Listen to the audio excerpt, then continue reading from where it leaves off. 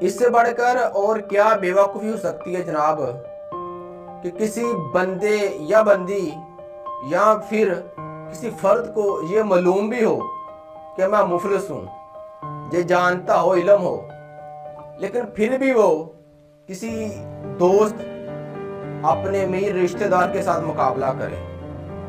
میں نے خود ایسے دیکھے ہیں کرتے ہوئے مقابلہ، کسی تہوار، شادی بیاہ یا کسی دیگر موقع پر اگر کوئی دوست یا کوئی امیر رشتہ دار کسی غریب رشتہ دار کو کوئی 1000 2000 روپے یا پھر 5000 روپے دے جائے، وہ اس سے مقابلہ بنا لیتا ہے، اس سے مقابلہ کرنا شروع کر دیتا ہے، برابری کرنا شروع کر دیتا ہے۔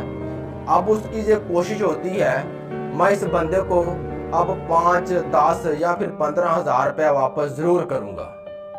اگر آپ اس سے پوچھیں یار اگر آپ کے پاس اتنے نہیں ہے تو آپ کتنے کیوں دے رہے ہو، وہ کہتا ہے میرا ناک نہیں رہتا، یعنی میرا ناک نہیں رہندا۔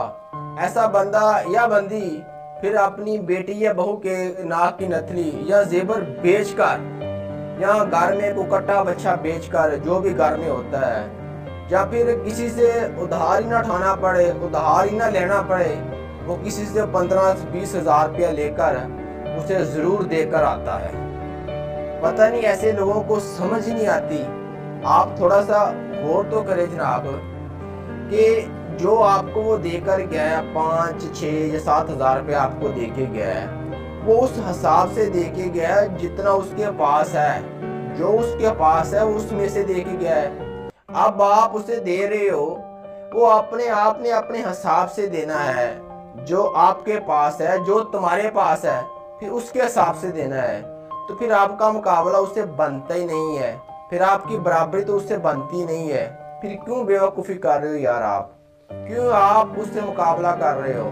چلو مان لیا اگر آپ نے مقابلہ کرنا ہی ہے تو پھر یہ کریں کہ وہ آدمی اتنا اچھا ہے، میں لوگوں کو اس سے زیادہ اچھا بن کر دکھاؤں گا۔